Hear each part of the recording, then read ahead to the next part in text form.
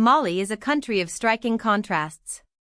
It is landlocked in West Africa, stretching from the edge of the humid savanna deep into the Sahara Desert. On a map, it is huge, the eighth largest country in Africa, larger than many European countries combined. But its size hides a difficult reality. Much of the north is desert, sparsely populated and hard to govern, while most people live in the south, closer to the Niger and Senegal rivers. Today, Mali is home to more than 25 million people, and nearly half are estimated to be under the age of 15.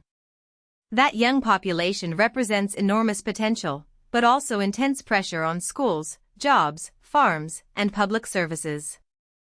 Geography has always shaped Mali's destiny.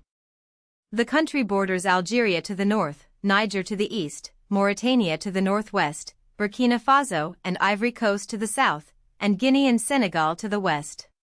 These borders connect Mali to the Sahel, a vast transitional zone between desert and tropical Africa. The north reaches into the Sahara, where long distances, harsh terrain, and limited state presence create space for smuggling routes, armed groups, and rebellion. The south, by contrast, is the country's demographic and economic core.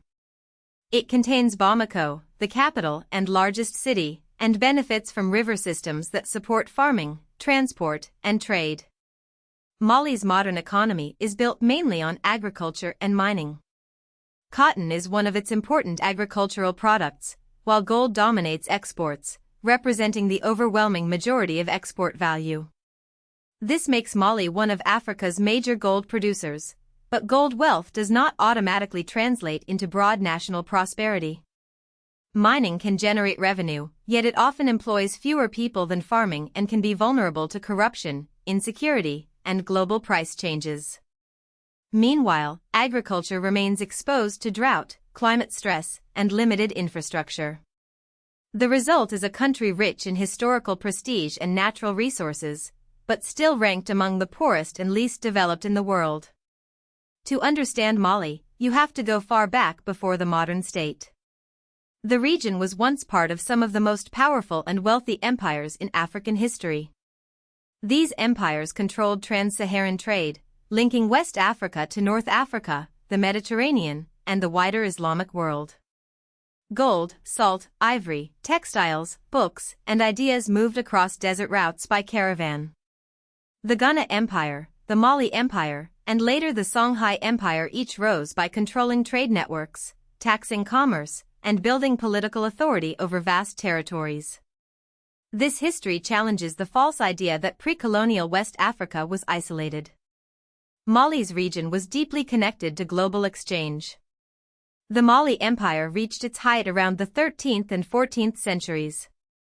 Its most famous ruler, Mansa Musa, is often remembered as one of the wealthiest individuals in history. His legendary pilgrimage to Mecca displayed the empire's immense gold wealth and placed Mali firmly on the maps and imaginations of the wider world. But the empire was more than a story of riches. It was a political and cultural center, with sophisticated systems of trade, taxation, diplomacy, and Islamic scholarship. Mansa Musa's reign helped strengthen cities such as Timbuktu and Gao, turning them into centers where merchants, scholars, judges, and religious leaders shaped public life. Timbuktu became one of the great symbols of medieval Mali's intellectual power. It was not simply a remote desert city, but a renowned center of education, manuscript production, Islamic learning, and debate. Scholars studied theology, law, grammar, astronomy, mathematics, and poetry. Libraries and private collections preserved thousands of manuscripts, showing that the region had a deep written tradition. Timbuktu's fame grew because it sat at the meeting point of desert trade and river commerce. Goods moved through the city, but so did knowledge. This legacy remains central to Mali's national identity, even as modern conflict has threatened cultural sites and historical manuscripts. The Mali Empire eventually weakened and was absorbed by the Songhai Empire in 1468. Songhai became another great West African power, but it too faced pressure. In 1591, a Saudian army from Morocco defeated Songhai, disrupting the old imperial order. Over time, regional states, local authorities, trading networks, and religious communities continued to shape the area. Centuries later, a very different force arrived: European colonial expansion.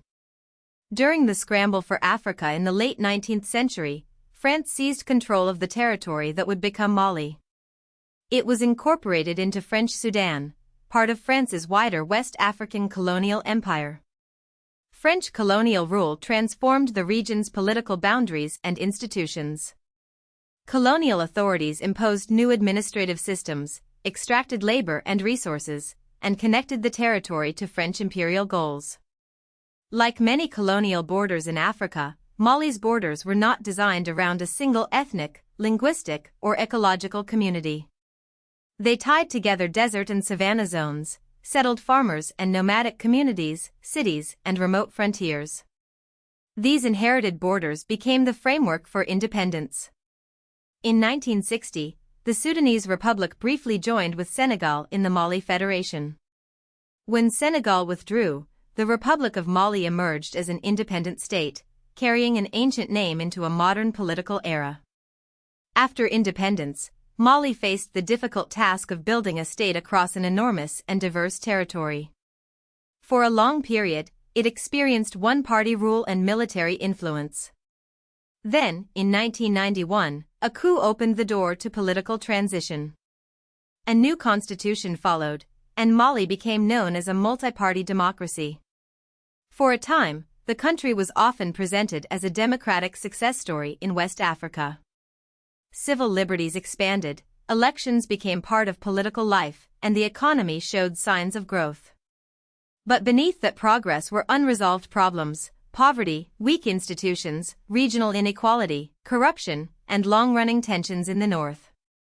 One of Mali's most persistent challenges has been rebellion involving Tuareg communities in the north. Tuareg people are a traditionally nomadic Berber-speaking population spread across the Sahara and Sahel, including Mali, Niger, Algeria, and beyond. In Mali, some Tuareg groups have long argued that the central government in Bamako neglected northern regions, failed to provide development, and did not respect local autonomy. Rebellions occurred from 1962 to 1964, from 1990 to 1995, from 2007 to 2009, and again from 2012 onward. These conflicts were never just about ethnicity. They involved land, identity, state power, smuggling economies, military repression, and the difficulty of governing the desert. The crisis that began in 2012 changed Mali dramatically. Tuareg rebels took control of territory in the north and declared the secession of a new state called Azawad. But the rebellion quickly became more complicated. Other armed groups, including Islamist factions, entered the conflict and competed for control. At the same time, Mali's own government was destabilized by a military coup in March 2012, weakening the state at the exact moment it faced territorial collapse. In January 2013, France launched Operation Serval in response to militant advances. French and Malian forces partially recaptured the north, but military success did not end the deeper conflict. Since 2012, Mali's crisis has become part of a wider Sahel security emergency. Armed groups linked to al-Qaeda and other militant networks have expanded across rural areas, exploiting weak governance, local grievances, and porous borders. Violence has affected civilians, soldiers, traders, and displaced communities. Insecurity has also spread beyond the north into central Mali, where conflicts between communities, self-defense militias, and jihadist groups have intensified. The state's ability to provide justice, education, health care, and security has been severely strained. For many Malians, the crisis is not an abstract geopolitical issue. It affects fuel, food prices, travel, school closures, and everyday survival. Politics in Bamako has also entered a new and uncertain phase.